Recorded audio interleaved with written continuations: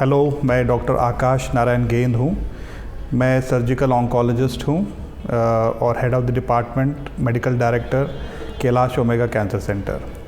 तो हमारा कैलाश और ओमेगा का एक गठबंधन है और जिसमें एक कॉम्प्रिहेंसिव कैंसर यूनिट है जिसका मैं मेडिकल डायरेक्टर हूँ। आज बहुत अच्छा एक दिन भी है जो कैंसर डे के तौर पे मनाते हैं हम लोग, और इस उपलक्ष्य में मेरे को लगा कि मैं कुछ कैंसर के बारे में कुछ अपना इन्फॉर्मेशन आपसे शेयर करूँ। तो सबसे कॉमन जो इंडिया में कैंसर है हम लोग अपने ओपीडी में देखते हैं वो ब्रेस्ट कैंसर है। उसमें अगर हम यूट्रस का भी मिला दें और सर्विक्स का भी मिला दें तो ऑलमोस्ट हमारी ओपीडी में 40% 30 to 40% पेशेंट्स जो कैंसर का लेके आते हैं वो जो लेडीज़ में पाए गए कैंसर होते हैं वो सबसे कॉमन है, और उनमें सबसे कॉमन है ब्रेस्ट कैंसर। यूजुअली जो इनके जो सिम्टम्स होते हैं वो काफ़ी क्लियर कट होते हैं, और क्योंकि ब्रेस्ट में है लेडी को पता चल जाता है कोई लंप है या कोई निपल में डिस्चार्ज है, डिस्चार्ज के साथ में कुछ ब्लड जा रहा है या कुछ रेडनेस हो रही है ब्रेस्ट में। ये सब सिम्टम्स हैं। कॉमनेस्ट सिम्टम होता है कोई लंप, कोई ब्रेस्ट में कोई गांठ जैसी आ रही है। तो हमारे पास जब पेशेंट आता है तो हम उनको पहले आश्वासन देते हैं कि ब्रेस्ट कैंसर एकदम ट्रीटेबल डिजीज़ है, घबराने की ज़रूरत नहीं है। इसको अर्ली हम डायग्नोस करें तो उसका ट्रीटमेंट बहुत अच्छा रहता है।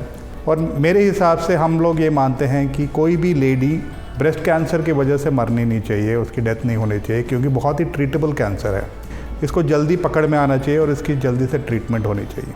तो जब कोई लेडी हमारे पास आती है ब्रेस्ट लंप लेके या ऐसे कोई सिम्टम्स ब्रेस्ट कैंसर के लेते हुए, पहले हम लोग मैमोग्राफी करते हैं या अल्ट्रासाउंड ब्रेस्ट करते हैं। उसमें और क्लैरिटी आती है, और उसमें भी अगर लंप आता है तो हम एक फाइन नीडल एस्पिरेशन साइटोलॉजी या हम लोग फाइन नीडल एस्पिरेशन बायोप्सी करते हैं। तो एक बायोप्सी के बाद में क्लियर हो जाता है कि ये कैंसर है और कौन से टाइप का कैंसर है।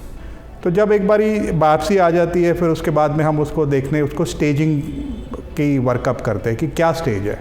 तो 4 स्टेज होते हैं, स्टेज 1, 2, 3 और 4, depending on the size, depending कि और कहाँ गया है, लिम्फ नोड है कि नहीं, बगल में गांठें आई हैं कि नहीं, या कहीं दूर कहीं ट्यूमर तो नहीं गया, जैसे बोन में तो नहीं गया, लंग्स में तो नहीं गया, लिवर में तो नहीं गया। तो ये सब छानबीन होती है, इसको कहते हैं हम लोग स्टेजिंग वर्कअप। उसमें कॉमनली हम लोग आज के दौर में तो हम सबका पेट स्कैन भी कर सकते हैं, और ये नहीं है कि सबका पेट स्कैन ही होना चाहिए। अगर सिम्टम्स हैं कि बोन में जा रहा है तो हम खाली, अगर कहीं पेट स्कैन की सुविधा नहीं है तो एक बोन स्कैन कर सकते हैं। मगर अगर आपके पास ये सुविधा है कि पेट स्कैन पूरी बॉडी का कर सकते हैं तो एक पेट स्कैन हम लोग करते हैं देखने के लिए कि कहीं और तो नहीं गया ये ट्यूमर। फिर स्टेज वर्किंग डायग्नोसिस या स्टेजिंग वर्कअप के बाद एक स्टेज पता चलता है हमको, स्टेज 1 है या 2 है या 3 है या 4 है, और ट्रीटमेंट स्टेज के हिसाब से होती है।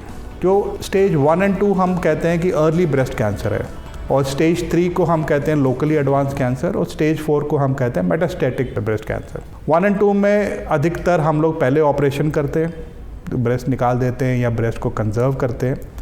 एक और कॉन्सेप्ट मैं इसमें इंट्रोड्यूस करना चाहूँगा कि ब्रेस्ट कंजर्वेशन सर्जरी, कि ये नहीं है कि हर टाइम हमको ब्रेस्ट निकालना ही है। तो आजकल हम लोग ऐसा सर्जरी करते हैं कि ब्रेस्ट को बचा भी देते हैं और पूरा कैंसर भी निकाल देते हैं।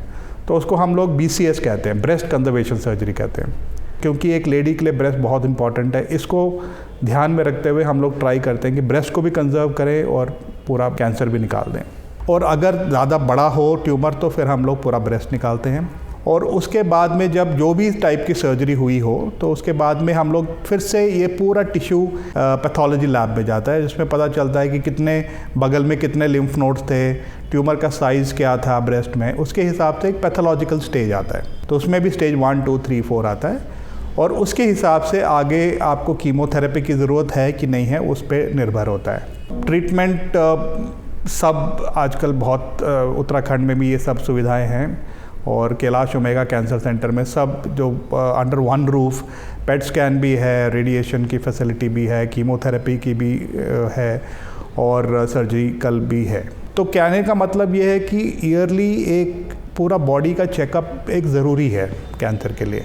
जब आप बीमार नहीं हो तब आपको चेक करना, ये नहीं है जब आप बीमार हो के बड़ा सा लंप लेके आ रहे हैं तो यूजुअली काफ़ी स्टेज ज़्यादा हो जाती है। हम लोग चाहेंगे कि जब एकदम सिम्टम्स विद सिम्टम्स हो या बहुत कम सिम्टम्स में हम इसको पकड़े, क्योंकि तब ट्रीटमेंट इसका बहुत अच्छा होता है और पूरा क्योर भी हो सकता है। Thank you. Subscribe now and press the bell icon. Never miss an update.